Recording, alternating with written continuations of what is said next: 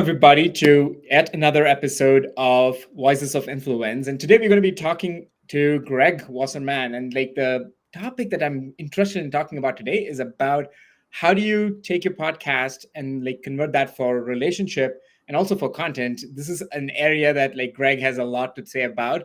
So welcome to the show, Greg. Thanks for having me. Great to be So, here. So this is great. I know that you already have a quick reaction to the word podcasting. So let me actually maybe take you along and tell us a little bit about your journey into this world of podcasting. So my background's in media. I was in media sales for about 15 or so years. One of those stops in my career was with CBS, now Odyssey. And so when I was there, I gravitated towards the podcasting. My team was acquired, so our company was acquired. So it's like, all right, you got to try and find your niche, trying to find where you now live in this new ecosystem. And podcasting, no one was really figuring out. And I'm like, great. If you think about it, influencer has been a since back of radio days. So it's like, oh, now you're at a radio company and now you get to work within podcasting. So kind of gravitated towards that, learned the DR side, learned host read ads, saw the struggles and the pains of if the host screws up their read, what you have to do from a sales standpoint and make goods and all that stuff, right? So that's kind of where I cut my teeth from the media side and understanding the monetization of that component. My last job was a mobile apps company, and so we acquired apps. Three of the apps we acquired were in the podcasting space: Player FM, Breaker, and Podkicker. So when you are a listening platform with 2 million people, you're like, great, I need to get your show on my platform because we got the listeners. You start working with all the hosting companies. And so day one, my boss is like, go figure this out. So you start learning how to get what the hosting companies like yourself understand and value and making sure that those shows are on our platform. And then my job was basically, how do I help you grow your audience? Because I got 2 million people and I'm here to ultimately help you. And you come to realize the podcast community is truly that. It is, how do we all support each other? How do people assist in answering questions? There's 1,000 ways to be profitable, to be successful, and everyone's still trying to figure them all out. And what may be right for you may not be comfortable with another person. Right. So while doing that, I came to the 3 questions that I came to hate. How do I grow my audience? How do I grow my distribution? And how do I monetize? How do I make money? Right. The distribution question was such a pain because everyone's so focused on Spotify and Apple, and they're focused on the big ones. But our platform, hey, we have 2 million users. It's free. To get the ears of this audience, it's free. So you can either try and fight for the millions of people and the millions of shows that are trying to fight for Apple, or you can go after the 30% of the market that aggregates all the smaller little guys. And a person who's literally said, I want your app instead of Apple and Spotify, is probably a person who cares more about the experience. Therefore, they're probably listening to more podcasts, or at the very least, they know they are active in listening because they've gone out there and downloaded or engaged in another platform forum. So go get your show on these other platforms. And so I can continue going on, but that's where the story kind of begins with my podcast journey. And then it ended up here with Cast Magic, now a content repurposing engine that started for podcasting, but ultimately led to all things conversations. I love it. No, I think this is kind of a unique journey. And I want to just double click on that 3 questions that you like to hate. I understood the distribution part of it. Tell me a little bit more about how do I build my audience and how do I monetize that? And why do you hate those questions? So what is audience? Most podcasters in the industry think of audience as just downloads, listens. It is a 1-to-1 correlation of, I've created this listening platforms of a show, therefore I need you to listen to it. But the mindset there is so limited because I will never listen to your show. I tell this all the time. I love this story. There's a guy who I love and adore, Ryan Berman, has a podcast. Every Thursday, I await his newsletter.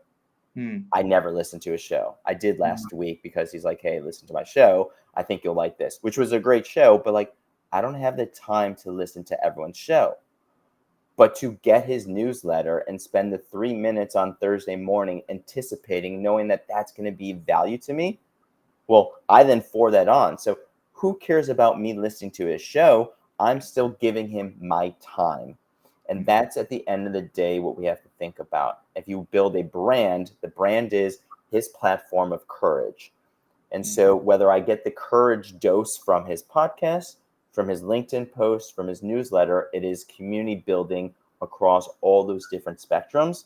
Most podcasters are so focused on how do I just grow an audience with podcasting, which Got it. goes to the third question, how do I monetize? Well, Right. if you are so focused with the blinders of just audience growth is just downloads, then you're missing out on the opportunity to monetize beyond just sponsorships and CPMs and paid ads, which most people in the podcast space don't understand, or they're getting into it not knowing how the ad market works. And that like the average CPM, which is a cost per thousand ads, which means you have to have 1,000 downloads before you get, in a sense, $20, because it's usually the average CPM. Or you're trying to go and sell sponsorship, going like, forget how many downloads I have. I have this dedicated niche audience, so you should be listening to my show and so forth. But like most people are still, once again, blinders on when there's 20 plus other ways you can make money with a podcast if you go beyond just sponsorships. I love it. No, I think this is when you first said that, like I was like, whoa, that's an interesting, like, why do you hate this question? But I completely understand this right now, what you're saying. I think people should still care about their audience, but their audience are not only the people who are like listening to it in Spotify. That's not your only audience. It's kind of like how you are thinking about it. And I completely subscribe to that. In fact, like I don't even look at my Spotify podcast, even though like I distribute it through that, like I barely look at it because I see more value in the short form content performing on LinkedIn, or like the emails that you sent out with this content to people. Like you completely answered that already about it. And then if you go even deeper to that, how do you get engagement, right? So you can Yeah, look at engagement as how many people listen to your show on Spotify. So it's engagement from a download standpoint or a listen standpoint. But true engagement is a conversation. And right. so how do you start leveraging your audience growth to have conversation about whatever it is? So today I got someone sent me a LinkedIn message saying, I heard your episode with so and so. I didn't even know my episode was live. So I'm like, amazing. But that is the feedback we all look for, is like, this resonated with you. I got a text from someone saying like, someone heard your episode and found that very relevant to them. So like, if you just focus on a download, you miss out on all the other avenues that you can create engagement, LinkedIn posts, Twitter posts, whatever it is. So Yeah. how do you look beyond that? Most of us aren't. I love it. No, I think that makes sense. I think podcast is slowly becoming a tool that's larger than just the way that podcast was consumed traditionally, like maybe like 10 years back. And it's become there, which kind of like is a great segue to my kind of next question around right now. People are using podcast as relationship building, or like opening the doors tool as well. Talk to me a little bit more about the relationship building aspect of podcasting, and then we should also discuss later about like how the kind of content that we can be generating using podcasts, which is kind of your wheelhouse. But I'd love to like start with like the relationship building aspect of it. Well, I guess before I answer that, I'll turn it back to you. How do you define relationship building, right? Like, that's ultimately the question. Yeah, I mean, the one aspect of podcasting has always been making sure that like you are connecting with your audience, which is the relationship building that, or community building that you talk about. But more so recently, I have been like realizing that like people are using podcasting as a way to, the guest speaker that you bring on and like the kind of people that you actually like build that relationship with is like the primary.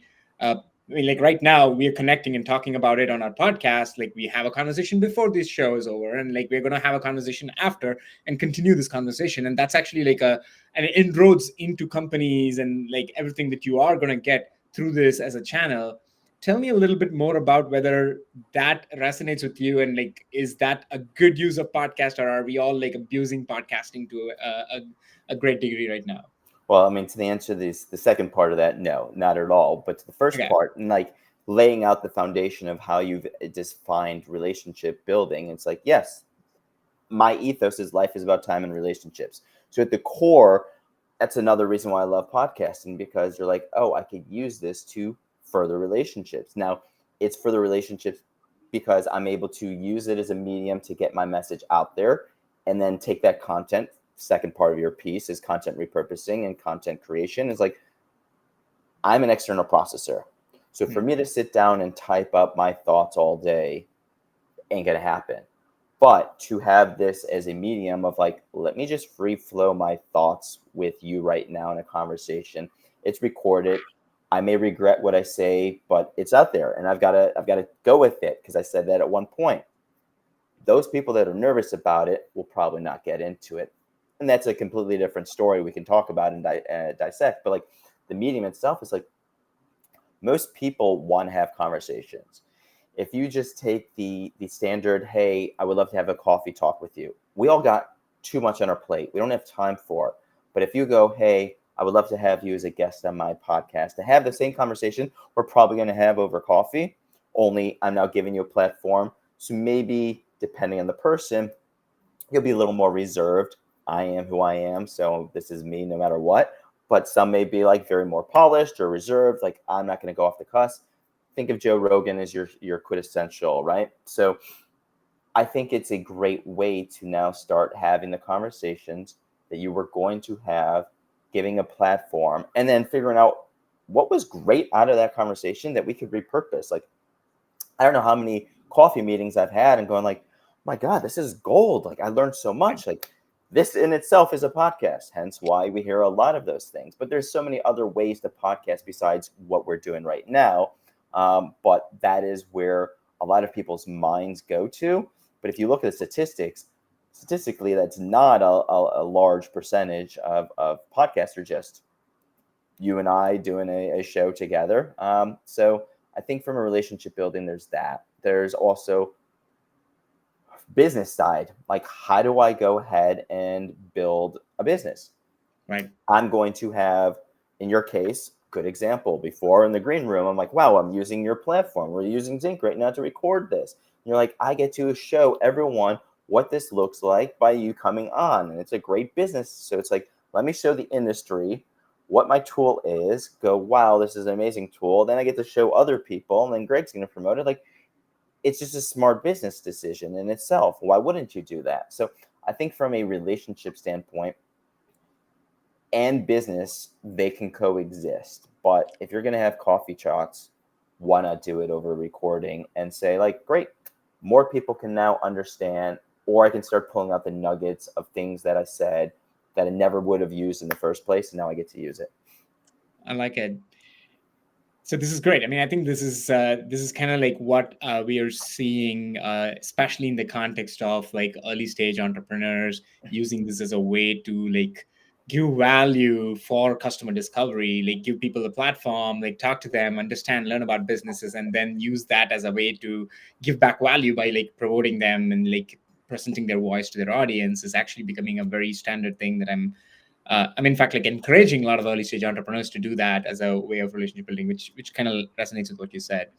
Sort of jumping to like the other aspect of it, which is that yes, you had a coffee conversation or you've had like a more customer discovery conversation. You've now recorded it, and now let's take the nuggets of it and repurpose it and like convert it into content. And so maybe like again, moving from like the world of like audio podcasts that people are listening to when they walk the dog, now podcasting is largely video based. Tell me a little bit more about like what you've seen over the last few years, and then like we can also discuss about like how you predict things are going to move. I mean, look at once again your platform right now. You've got images flowing in here, right? So you can do it as the basic, like let's just record our conversation over Zoom and put the Zoom up on video, and it's basically the same concept. I'm having a coffee chat. I'm going to take that video and throw it up on Zoom, and if people are on YouTube, and if people want to watch it, great. If they want to listen to it, great. but you got to go the next step. And the next step is not just video. It's not just audio. It's, as I was saying, like, people aren't going to listen and watch it all. So put it into a LinkedIn post, put it into a newsletter, put it in some other form where you can still give the value of that conversation without the person feeling like they have to give you all their time. So in terms of video, yeah, I think it's I don't watch. I'm not a video. I guess I'm the other side of the statistics Oh, where okay. more people are watching. I think I probably still scroll through my phone with anything on mute because it's like I don't have headphones on 24/7. So like I don't want everyone to hear what I'm listening to right now. So Mm. I'm still very much old school in the sense of like an audio podcast. But even then, as much as I promote and say I talk about podcasts, like I still am more consuming other people's bits and pieces through their newsletter, their social promotions, and so forth. So where do I see the industry going? Advertising, we're still going to figure that piece out. I think that's still a mess. Mm. Um, and the overall industry, take tools like yours, take other platforms that are trying to make it so much easier, like a Cast Magic where I work, like easier to help you as a producer, a content creator, as a podcaster, get your show made because it's not your day job. At the end of the day, most, unless you're in the industry in that regard, most of podcasters are like, it takes a lot of work to get a guest, to research the guest, to figure out all the questions I'm throwing at them and book them, and then the editing. All that stuff is a lot of time. So in the last year and a half or so, we've seen tools come out. Thank you, AI, to make that process so much easier. So that's also why we've seen video become like, you have no excuse, especially because of COVID. It's like everyone's doing it over Zoom. So it's like you had no reason not to do that. And then with the second largest search engine being Google, you're like, why wouldn't I put that? That helps me find and get searched and get my content seen even more than anywhere else I could try. So yeah, I see that all happening. That makes a lot of sense. And tell me a little bit more about like businesses, right? Like because video marketing is something that might be like, because we're probably on the cutting edge. You and I probably think that like every company has to be like doing this part of it. And I still go to like some B2B marketing conference, and like people are not even talking about video, and they're talking about like these downloadable ebooks, and like, that's kind of like the state of the art over there at this point of time. So which kind of like leads me to the next question about like this content mindset. Like, what do you wish your customers or your community knew, that what do you know that you wish your customers knew? So let's go to your conference thing. Let's unpack that. It's so true. My third stint, a technical third stint, well, I consider Cast Magic, but I had like a 2 point dash, whatever, right? Was in between Maple Media, which was where I was doing the podcast, and then here at Cast Magic. I saw a heartache for me where B2B companies have a podcast Hmm. and then they stop producing that podcast. You're like, why? This is a great lever for you. And the reason why is they weren't getting downloads, and their metrics were, well, we need to grow the show so we can get downloads. I'm like, no. Your podcast as your B2B company should be your calling card that is disseminated for your entire company to promote, because of exactly what you're talking about. Marketers are so focused on a white paper. It's like, great, Hmm. let's put out this white paper so we can get people to register, get their emails, and they can remarket to them. Right. I'm sorry, we're all smart enough to realize that's exactly what you're doing. We'll all fall for it, knowing very well, then I'll hit unsubscribe. Same thing, you could still do that. Let's record a conversation, have that then pushed out there as a podcast. But in reality, if I'm an employee at a company, B2B company, what am I more likely to do? Push out a, hey, here's my white paper, knowing very well that whoever I'm pushing this to, hey, I just want your email so I can get you to my marketing, so I can get you as a lead and get you back in the funnel. No, that we get it, but salespeople, revenue generators, support, like it's not the right way to really grow a business. Better way is, hey, Arjun, you have Greg Wasserman on your show. You want to talk to businesses, and what Greg's going to say is going to be amazing for your target your target market. And then you're going to take what Greg said on your show, or maybe what you said on your show, and said like, hey, everyone, these are some amazing things that we unpacked. Right. Now have all your employees push that out there. So they're advocating what was said in your marketing by a thought leader in the industry that the rest of their target audience is really catering towards. Like, that's a smarter way than just, hey, here's a white paper. You're also going to get more thought leadership growth, brand affinity, and people buy from people they know, like, and trust. They're not going to buy from like, oh, this is an amazing white paper, I'm going to go buy your product now. Like, no. So I wish more people knew that the power of podcasting is Right. not just about the podcast. Hence why I Right. say call yourself a brand and act like a brand. You know, the example I like to use in my masterclass is Disney. You know, Disney does an amazing job of taking one movie, one IP, and they figure out how to put it in the theater, then put it into streaming, then give it as a rental, but then it turns into a doll, turns into a theme park, turns into a product, turns into all these other things, all from one IP. Right. So if you treat your business like that, how do I take my IP of me or the Right. product, whatever it is, and figure out all the different touch points I'm able to do? A white paper is not going to be there. So back to your thing about video, that's just another medium. That's another distribution channel that you should be on, because it's too hard.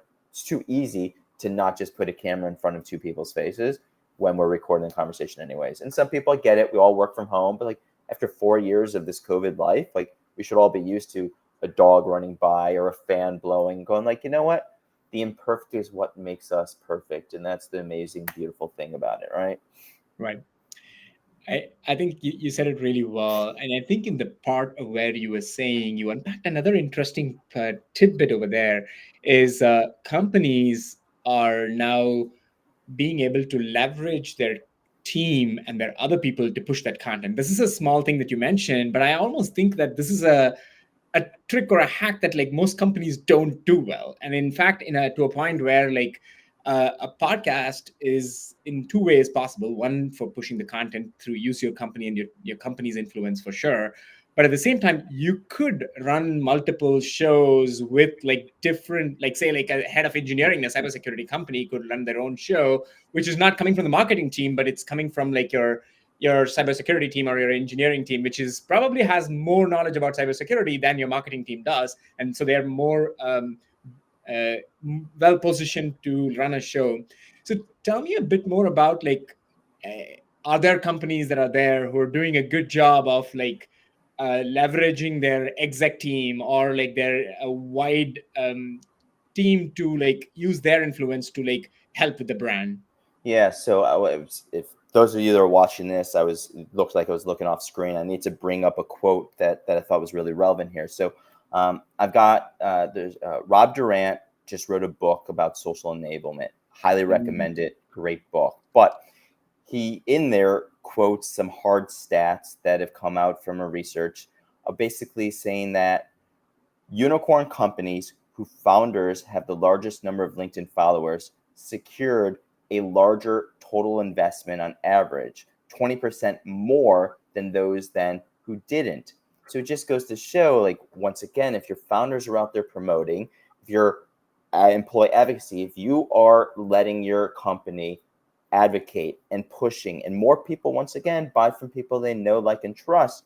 So the data has actually been out there proving social enablement, social selling, employee advocacy, call it what you want. There's different ways to think about it, but like podcasting now allows you that medium to ultimately to leverage that, because you can have this conversation.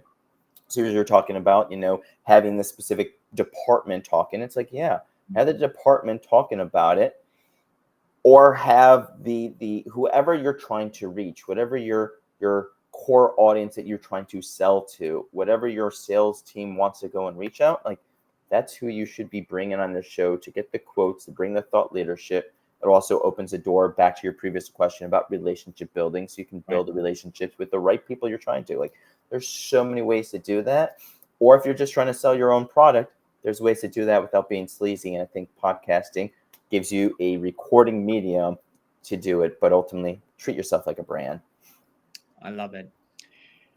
this has been a lot of packed content over here, and I'm already thinking about like how we're gonna like convert this into like content ourselves, which is great. I want to like wrap up with like one last question around like building community through your product and content. And I know that this is something that you've done as in your role in like different shapes and forms.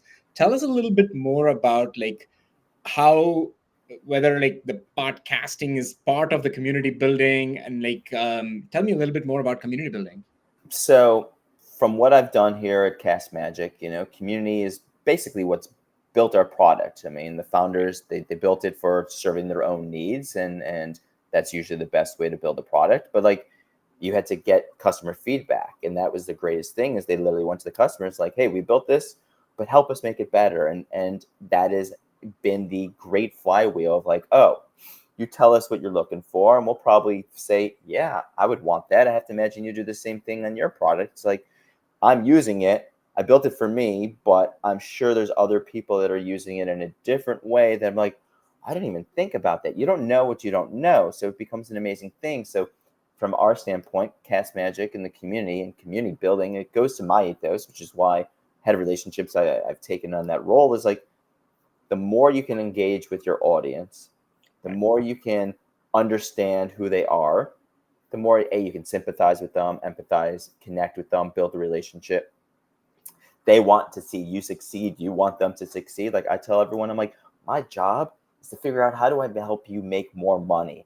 And if that's Right. figuring out how to use our product better, because that's going to make you save you time, make you more money, like that's the amazing thing. And so, but I don't know every way to make you money. So the more people I can talk to or introduce you to other people in the community, going like, look, you two are doing the same thing. And I've been doing that my whole life. Like good people Mhm. should talk to good people. So how do you just create that connection?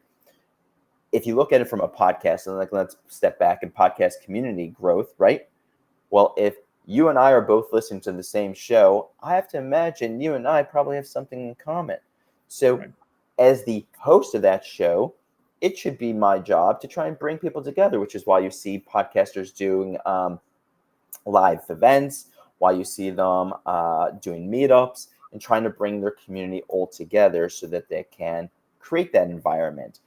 How you do that, it's not just listening to the podcast, it's not just a newsletter and so forth. It is trying to constantly bridge those components together. And I think that's where that's what I love about podcasting. It's truly Right. called like the podcast community. Like you go to a podcast Right. event, it's like everyone's there. We're all trying to ask the same questions, like which mic are you using? What's this? Like we're all still trying to figure it out, but that's what's amazing about it. Yeah, I mean, I think community is great for almost any company or any product, but from a podcasting perspective, it's like doubly great because like you're everybody is building an audience, and then there is a lot of like people coming together who are already, you can almost have people who are your audience be part of the community as well, which is amazing as well. So tell me maybe like one tip that you would give for someone who is getting started on like a podcasting journey, building their audience. What would be like the one tip that you would give somebody? Just do it. I know it's easy for someone who doesn't have a show and everyone says you should do it. And I just enjoy guesting as much as more so than probably hosting, but like it doesn't have to be perfect. Like there are so many people that I talk to, and this is the joys about a platform like Cast Magic, where it's like there's so many people I talk to, and it's like, don't listen to my first 40 episodes. I'm like, first off, you made it past 40. Right. Bravo, hat claps, because most people don't make it past 3 to 10 episodes because of you have pod fade, it becomes too hard. They don't know what they're doing. They're just imposter syndrome. So like you made it 40 episodes, it's amazing. And if you just grow just a little bit each time, by the 40th episode, you'll be better than the first episode. Right. And if people understand, like, hey, I'm just starting out, if you've never done this, if you don't have a journalism background, if you're like, I'm just Joe Schmo who just wants to hit record and start the conversations, but you are willing to learn, you'll invest in a better mic, you'll invest in your platform, you'll invest in our platform, you'll start making the investments. But it also Right. goes back to what I keep saying, what hopefully everyone here walks away with. When you treat yourself as a brand, Right. you will win. And if you think about it, brands are investments. They invest in themselves. They believe in themselves. So Some people are like, I'm going to do the cheap and easy route. Well, you get what you pay for if you go the cheap and easy route. If you spend the time and money and time really to learn the tools, because as I tell everyone, and I have to imagine with yours, our platforms will continue to evolve. So if Right. I set it and forget and go like, I'm good, I've learned this tool. Yeah, but the reason the tool is evolving because you probably wanted other things and other people have said they wanted other things. So we made it better for you, which is going to make your life easier. So you got to learn some of those crafts. It's a process. So the biggest one is hit play, invest, and keep learning, right? I know those are three, Got it. but that's push play is the biggest one. Yep. Push play sounds like fantastic. Just do it, jump into it. I love that. Greg, this was a pleasure talking to you about this topic, and I really loved like your sort of candid opinion on some of these things, and I think there were like enough takeaways for us to create several smaller pieces of content that we can like redistribute as well through your community as well as mine. But this is a pleasure talking to you. Thanks, Greg. Hey, thank you so much, everyone. You know, whether you're listening today or in the future, thanks for you can reach me. I'd love to connect with you and continue the conversations with you. Perfect. Thank you.